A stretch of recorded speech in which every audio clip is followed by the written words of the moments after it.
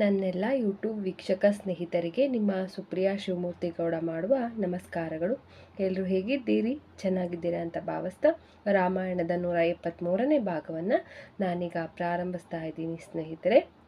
ರಾಮರು, ನನ್ನ ಪ್ರಿಯ ಶತ್ರುಘ್ನನೇ, ಆ ಲವಣಾಸುರನು ಆಹಾರವನ್ನು ಸಂಗ್ರಹಿಸಲು ಹೊರಗಡೆ ಹೋದಾಗ ತನ್ನ ಬಲ್ಲಿಯನ್ನು ಮನೆಯಲ್ಲಿ ಬಿಟ್ಟು ಹೋಗುವ ರೂಢಿಯನ್ನು ಮಾಡಿಕೊಂಡಿರುವನು. ಅವನನ್ನು ಯುದ್ಧಕ್ಕೆ ಆಹ್ವಾನಿಸಿದಾಗ ಮಾತ್ರ ಅವನು ತನ್ನ ಅಜೇಯವಾದ ಶಸ್ತ್ರವನ್ನು ತೆಗೆದುಕೊಳ್ಳುವುದರಿಂದ ಅವನು ಹೊರಗೆ ಇರುವಾಗಲೇ ನೀನು ಅವನನ್ನು ಎದುರಿಸಬೇಕು. ಹಾಗೂ ಅವನ ಮನೆಯ ಪ್ರವೇಶ ದ್ವಾರವನ್ನು ನಿರ್ಬಂಧಿಸಿ ಅವನು ಮನೆಯ ಒಳಗೆ ಹೋಗದಂತೆ ನೋಡಿಕೊಳ್ಳಬೇಕು. ನೀನು 4,000 ಅಶ್ವರೋಹಿ ಸೈನಿಕರನ್ನು, 2,000 ರಥಿಕರನ್ನು ಮತ್ತು 1,000 ಪದಾತಿ ಸೈನಿಕರನ್ನು ನಿನ್ನೊಡನೆ ಕರೆದುಕೊಂಡು ಹೋಗು. ವರ್ತಕರು ಸಹ ತಮ್ಮ ವಸ್ತುಗಳೊಂದಿಗೆ ನಿನ್ನ ಸಂಗಡ ಹೋಗಲಿ ಮತ್ತು ನಟರನ್ನು, ನರ್ತಕರನ್ನು ಕರೆದುಕೊಂಡು ಹೋಗು. ಹಾಗೆ ಸೈನಿಕರಿಗೆ ವೇತನ ನೀಡಲು 10 ಲಕ್ಷ ಚಿನ್ನದ ನಾಣ್ಯಗಳನ್ನು ತೆಗೆದುಕೋ. ಲವಣಾಸುರನಿಗೆ ಅರಿವಿಲ್ಲದಿರುವಾಗ ಹಾಗೂ ಅವನು ನಿರಸ್ತ್ರನಾಗಿರುವಾಗ ಮಾತ್ರ ನೀನು ಜಯಶಾಲಿಯಾಗಬಲ್ಲೆ. ಆದ್ದರಿಂದ ನಿನ್ನ ಉದ್ದೇಶವು ಅವನಿಗೆ ತಿಳಿಯದಂತೆ ನೀನು ಮುಂದುವರಿಯಬೇಕು ಎಂದರು. ಮೊದಲಿಗೆ ತನ್ನ ಸೇನೆಯನ್ನು ಕಳುಹಿಸಿದ ಶತ್ರುಘ್ನನು 1 ತಿಂಗಳ ಬಳಿಕ ಅಲ್ಲಿಂದ ಹೊರಟನು. 2 ರಾತ್ರಿಗಳನ್ನು ದಾರಿಯಲ್ಲಿ ಕಳೆದ ಬಳಿಕ 3ನೆಯ ದಿನದಂದು ಅವನು ವಾಲ್ಮೀಕಿಯವರ ಆಶ್ರಮವನ್ನು ತಲುಪಿದನು.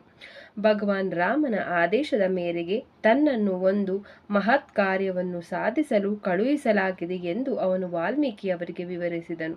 ಆಗ ಋಷಿಗಳು ಅವನಿಗೆ ಆದರ ಆತಿಥ್ಯವನ್ನು ನೀಡಿದರು. ಆ ದಿನವೇ ರಾತ್ರಿ ಸೀತಾದೇವಿಯು ಅವಳಿ ಗಂಡು ಮಕ್ಕಳಿಗೆ ಮಧ್ಯರಾತ್ರಿಯಲ್ಲಿ ಜನ್ಮ ನೀಡಿದಳು. ಶಿಷ್ಯರಿಂದ ಈ ವಾರ್ತೆಯನ್ನು ತಿಳಿದ ವಾಲ್ಮೀಕಿಯವರು ಭೂತ ಪ್ರೇತಗಳನ್ನು ಮತ್ತು ರಾಕ್ಷಸರನ್ನು ದೂರವಿಡುವ ಉದ್ದೇಶದಿಂದ ಮಕ್ಕಳ ಜಾತಕರ್ಮವನ್ನು ಕುಶದರ್ಭೆಯಿಂದ ಆಚರಿಸಿದರು. ನಂತರ ಅವರು ಕೆಲ ಹಿರಿಯರಿಗೆ ಮೊದಲು ಹುಟ್ಟಿದ ಶಿಶುವಿನ ದೇಹವನ್ನು ಆ ಕುಶದರ್ಭೆಯ 2 ತುದಿಗಳಿಂದ ಮತ್ತು ಕಿರಿಯ ಶಿಶುವನ್ನು ಅದರ ಕೆಳ ತುದಿಯಿಂದ ನೀವಲು ಆದೇಶಿಸಿದರು. ಹೀಗೆ ಹಿರಿಯ ಬಾಲಕನನ್ನು ಕುಶನೆಂದು ಮತ್ತು ಕಿರಿಯ ಬಾಲಕನನ್ನು ಲವನೆಂದು ಕರೆಯಲಾಯಿತು. ರಾಮ ಮತ್ತು ಸೀತೆಯರಿಗೆ ಅವಳಿ ಗಂಡು ಮಕ್ಕಳು ಹುಟ್ಟಿರುವ ವಾರ್ತೆಯನ್ನು ಕೇಳಿದ ಶತ್ರುಘ್ನನು ಬಹಳ ಸಂತೋಷಗೊಂಡನು. ಮುಂಜಾನೆ ಅಲ್ಲಿಂದ ಹೊರಟು 7 ದಿನಗಳ ಪ್ರಯಾಣವನ್ನು ಮಾಡಿದ ಬಳಿಕ ಶತ್ರುಘ್ನನು ಯಮುನಾ ತೀರದಲ್ಲಿದ್ದ ಚ್ಯವನ ಮುನಿಗಳ ಆಶ್ರಮಕ್ಕೆ ತಲುಪಿದನು. ಆ ಸಂಜೆ ಅವರು ಸುಖಾಸೀನರಾಗಿದ್ದಾಗ ಲವಣಾಸುರನ ಶಕ್ತಿಯ ಬಗ್ಗೆ ಶತ್ರುಘ್ನನು ಚ್ಯವನ ಮುನಿಗಳಲ್ಲಿ ವಿಚಾರಿಸಿದಾಗ ಋಷಿಗಳು ಈ ರೀತಿ ಉತ್ತರಿಸಿದರು. ಓಹೋ ರಾಜಕುಮಾರನೇ, ಹಿಂದೆ ಮಂದಹಂತ ಎಂಬ ಹೆಸರಿನ ಇಕ್ಷ್ವಾಕು ಕುಲದ ಒಬ್ಬ ಬಹಳ ಶಕ್ತಿಶಾಲಿ ರಾಜನಿದ್ದನು. ಆ ರಾಜನು ಎಷ್ಟು ಮಹತ್ವಾಕಾಂಕ್ಷಿಯಾಗಿದ್ದನೆಂದರೆ ಅವನು 3 ಲೋಕಗಳನ್ನು ಜಯಿಸಲು ಎಲ್ಲ ಸಿದ್ಧತೆಗಳನ್ನು ಮಾಡಿದನು. ಇದರ ಪರಿಣಾಮವಾಗಿ ದೇವತೆಗಳು ಸಹ ಭಯಗೊಂಡರು.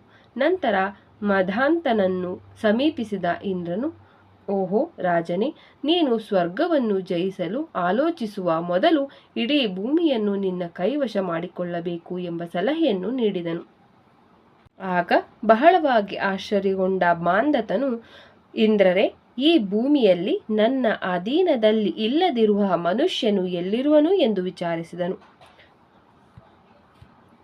ಮಧುವನದಲ್ಲಿ ವಾಸಿಸುತ್ತಿದ್ದ ಮಧುವಿನ ಮಗನಾದ ಲವಣಾಸುರನನ್ನು ಇಂದ್ರನು ಹೆಸರಿಸಿದಾಗ ಕುಪಿತನಾದ ಮಾಂದತನು ತನ್ನ ಸೇನೆಯೊಂದಿಗೆ ಹೊರಟನು. ಮೊದಲಿಗೆ ರಾಜನು ತನ್ನ ದೂತನನ್ನು ಕಳುಹಿಸಿದನು. ಆದರೆ ಮಧುವನಕ್ಕೆ ಆಗಮಿಸಿದಂತಹ ಈ ದೂತನನ್ನು ಲವಣಾಸುರನು ತಿಂದುಬಿಟ್ಟನು. ಆಗ ಬಹಳ ಕೋಪಗೊಂಡ ರಾಜ ಮಾಂದತನು ಲವಣಾಸುರನನ್ನು ಯುದ್ಧಕ್ಕೆ ಆಹ್ವಾನಿಸಿದಾಗ ತನ್ನ ಭಯಂಕರ ಬಲ್ಲೆಯನ್ನು ತಿರುಗಿಸುತ್ತಾ ನಗರದಿಂದ ಹೊರಗೆ ಬಂದ ಲವಣಾಸುರನು ತನ್ನ ಅಜೇಯವಾದ ಅಸ್ತ್ರವನ್ನು ಎಸೆದಾಗ ರಾಜ ಮಾಂದತನನ್ನು ಒಂದೇ ಕ್ಷಣದಲ್ಲಿ ನಾಶ ಮಾಡಿದ ಆ ಬಲ್ಲೆಯು ಅವನಲ್ಲಿಗೆ ಹಿಂದಿರುಗಿತು.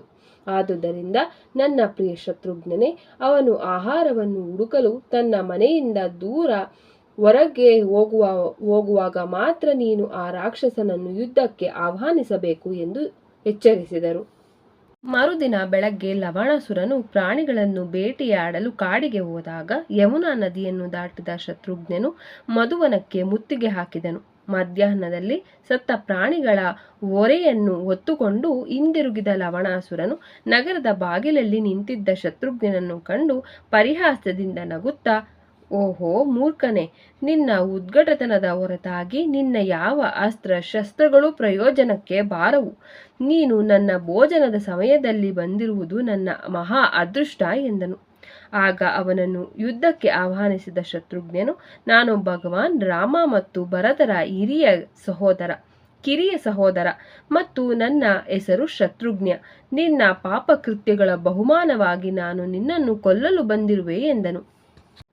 ಆಗ ಮತ್ತೆ ಗಹಗಹಿಸಿ ನಕ್ಕ ಲವಣಾಸುರನು, ನನ್ನ ಚಿಕ್ಕಮ್ಮಳಾದ ಶೂರ್ಪಣಖಿಯ ಸೋದರನಾದಂತಹ ರಾವಣನನ್ನು ರಾಮನು ಕೊಂದಿದ್ದರೂ ಕೂಡ ಅವನು ನನ್ನೊಡನೆ ಯುದ್ಧ ಮಾಡಲು ಅರ್ಹನಲ್ಲವೆಂದು ಪರಿಗಣಿಸಿದ ನಾನು ಅವನು ತುಚ್ಛನೆಂದು ಪರಿಗಣಿಸಿ ಅವನನ್ನು ಕ್ಷಮಿಸಿದೆ ಎಂದನು.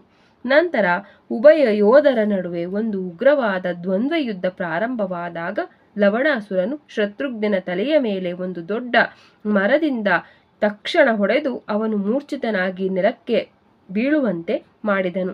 ತನ್ನ ವೈರಿಯು ಮೃತಗೊಂಡಿರುವನೆಂದು ಭಾವಿಸಿದ ಲವಣಾಸುರನು ಆ ಪ್ರಾಣಿಗಳ ದೇಹಗಳ ಹೊರೆಯನ್ನು ಎತ್ತಿಕೊಂಡು ನಗರವನ್ನು ಪ್ರವೇಶಿಸಿದನು. ಆದರೆ ಕ್ಷಣ ಮಾತ್ರದಲ್ಲೇ ಪ್ರಜ್ಞೆಯನ್ನು ಮರಳಿ ಪಡೆದು ಎದ್ದು ನಿಂತ ಶತ್ರುಘ್ನನು ಒಂದು ಅತ್ಯಂತ ಪ್ರಬಲವಾದ ಬಾಣವನ್ನು ತನ್ನ ಬಿಲ್ಲಿನ ಎದೆಯೇರಿಸಿದನು.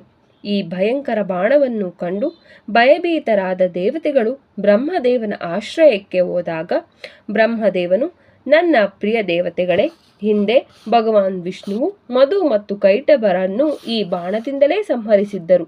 ಈ ಬಾಣವು ಈ ಸಮಯದಲ್ಲಿ ಉಪಯೋಗಕ್ಕೆ ಬರುವುದೆಂದು ತಿಳಿದ ರಾಮರು ಇದನ್ನು ಶತ್ರುಘ್ನನಿಗೆ ಕೊಟ್ಟರು.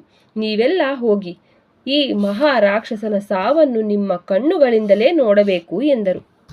ಸ್ನೇಹಿತರೆ, ರಾಮಾಯಣದ 173ನೇ ಭಾಗವನ್ನು ನಾನಿಲ್ಲಿಗೆ ಮುಕ್ತಾಯಗೊಳಿಸ್ತಿದ್ದೀನಿ. ಮುಂದಿನ ಸಂಚಿಕೆಯಲ್ಲಿ ಭೇಟಿಯಾಗೋಣ ಅಂತ ಹೇಳ್ತಾ ನಿಮಗೆಲ್ಲರಿಗೂ ನನ್ನ ನಮಸ್ಕಾರ. ಜೈ ಶ್ರೀರಾಮ್. ಹರ ಹರ ಮಹಾದೇವ.